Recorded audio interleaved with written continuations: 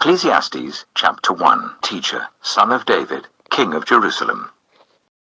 Meaningless, meaningless, says the teacher.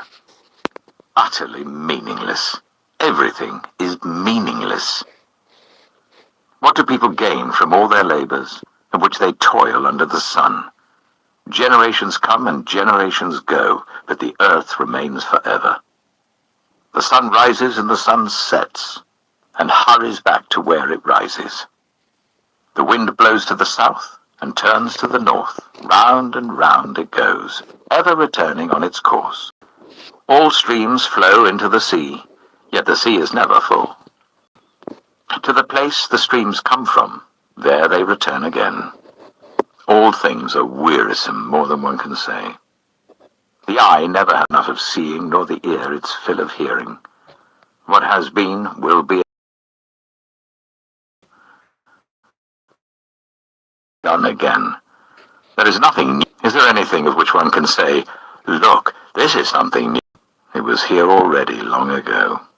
It was here before our time.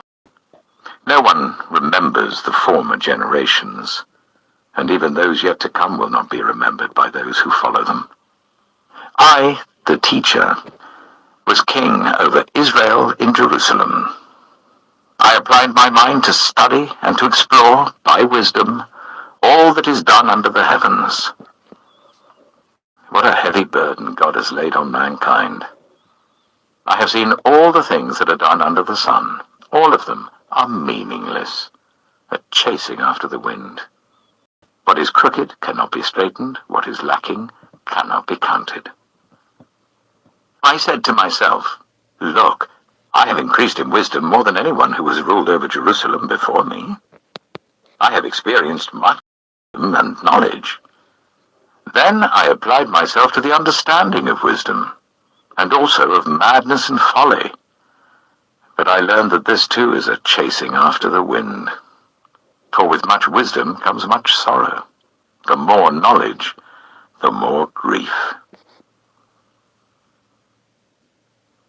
Ecclesiastes chapter 2. I said to myself, "Come now, I will test you with pleasure to find out what is good." But that also proved to be meaningless. Laughter, I said, is madness, and what does pleasure accomplish? I tried cheering myself with wine and embracing folly, my mind still guiding me with wisdom. I wanted to see what was good for people to do under the heavens during the few days of their lives. I undertook great projects. I built houses for myself and planted vineyards. I made gardens and parks and planted all kinds of fruit trees in them. I made reservoirs to water groves of flourishing trees. I bought male and female slaves and had other slaves who were born in my house. I also owned more herds and flocks than anyone in Jerusalem before me. I amassed silver and gold for myself and the treasure of kings and provinces. I acquired and female singers, and a harem as well, the delights of a man's heart. I became greater by far than anyone in Jerusalem before me. In all this, my wisdom stayed with me. I denied myself nothing my eyes desired. I refused my heart no pleasure. My heart took delight in all my labor, and this was the reward for all my toil. Yet when I surveyed all that my hands had done, and what I had toiled to achieve, everything was meaningless, a chasing after the wind. Nothing was gained under the sun. Then I turned my thoughts to consider wisdom, and also madness and folly. What more can the king's successor do than what has already been done? I saw that wisdom is better than folly, just as light is better than darkness. The wise have eyes in their heads, while the fool walks in the darkness. But I came to realize that the same fate overtakes them both. Then I said to myself, the fate of the fool will overtake me also. What then do I gain by being wise? I said to myself, this too is meaningless. For the wise, like the fool, will not be long remembered. The days have already come when both have been forgotten. Like the fool, the wise too must die.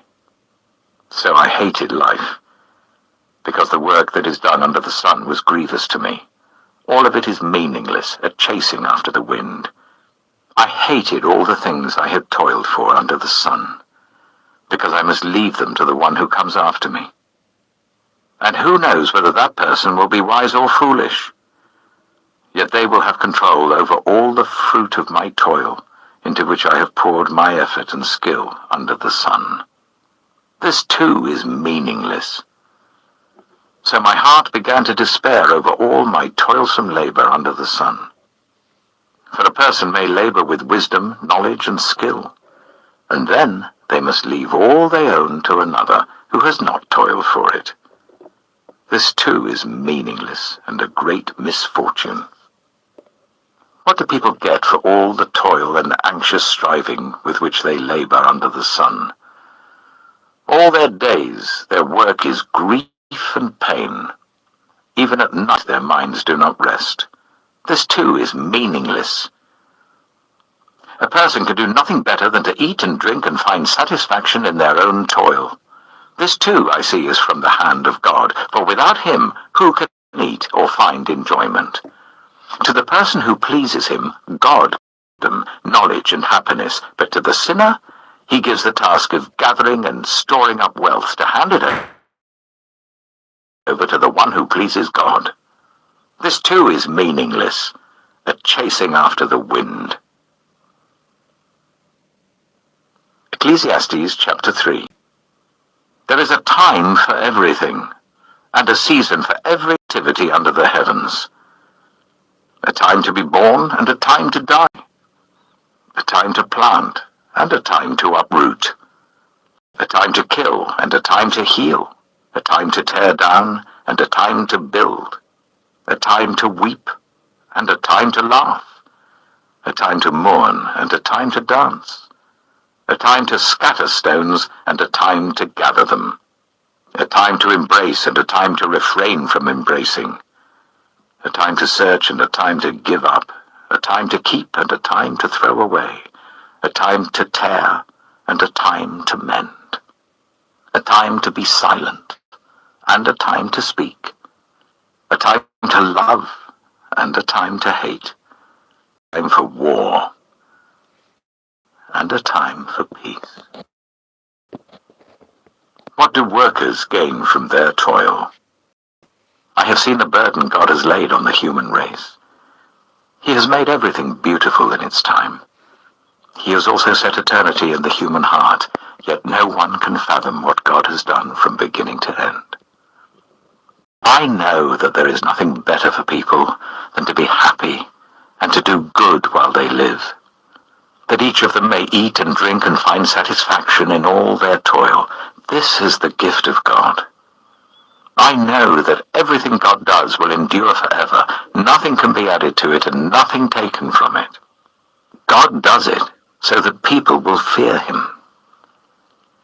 Whatever is has already been, and whatever will be has been before, and God will call the past to account. And I saw something else under the sun.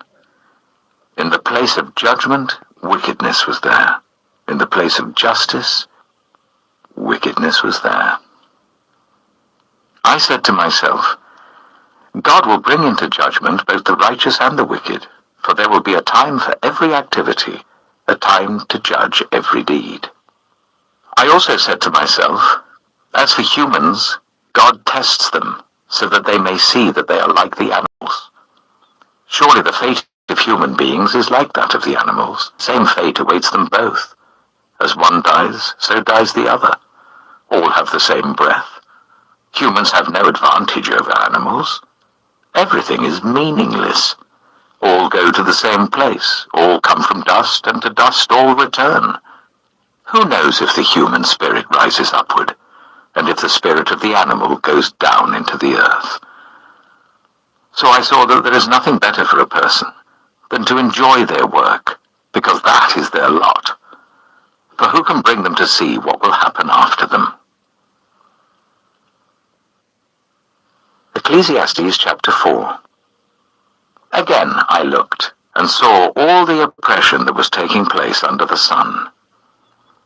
I saw the tears of the oppressed, and they have no comforter. Power was on the side of their oppressors, and they have no comforter. And I declared that the dead, who had already died, are happier than the living who are still alive. But better than both is the one who has never been born, who has not seen the evil that is done under the sun. And I saw that all toil and achievement spring from one person's envy of another. This too is meaningless, a chasing after the wind. Fools fold their hands and ruin themselves. Better one handful with tranquility than two handfuls with toil and chasing after the wind. Again I saw something meaningless under the sun. There was a man all alone. He had neither son nor brother. There was no end to his toil, yet his eyes were not content with his wealth. For whom am I toiling, he asked, and why am I depriving myself of enjoyment? This too is meaningless, a miserable business. Two are better than one, because they have a good return for their labor. If either of them falls down, one can help the other up. But pity anyone who falls and has no one to help them up.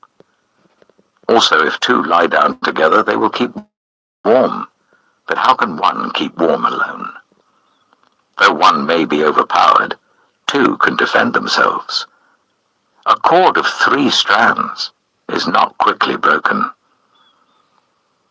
Better a poor but wise youth than an old but foolish king who no longer knows how to heed a warning. The youth may have come from prison to the kingship, or he may have been born in poverty within his kingdom. I saw that all who lived and walked under the sun followed the youth, the king's successor. There was no end to all the people who were before them, but those who came later were not pleased with the successor.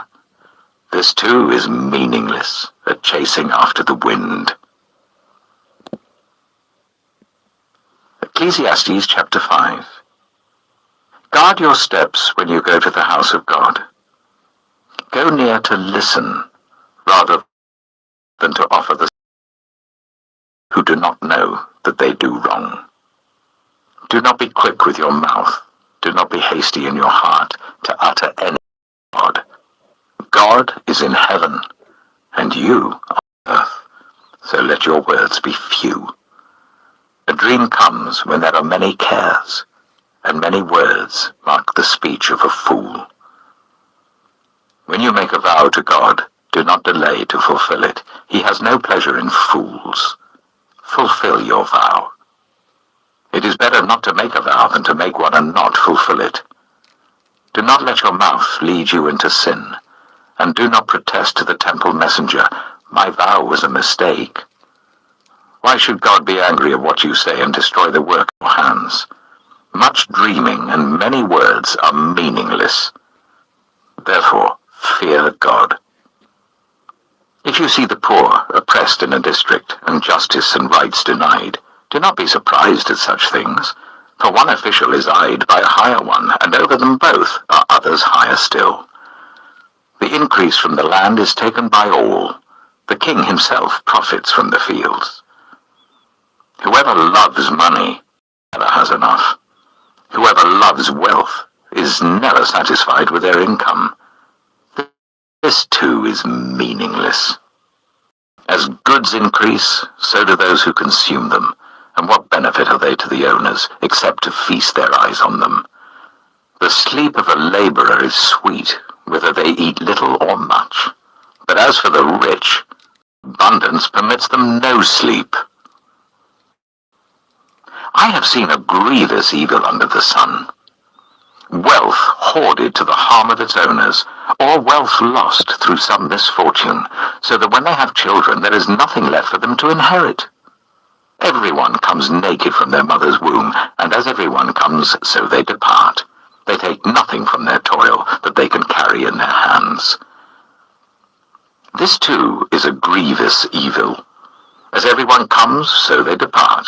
And what do they gain, since they toil for the wind?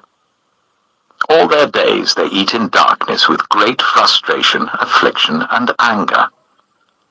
This is what I have observed to be good, that it is appropriate for a person to eat, to drink, and to find satisfaction in their toilsome labor under the sun during the few days of life God has given them, for this is their lot. Moreover, when God gives someone wealth and possessions and the ability to enjoy, to accept their lot and be happy in their toil, this is a gift of God.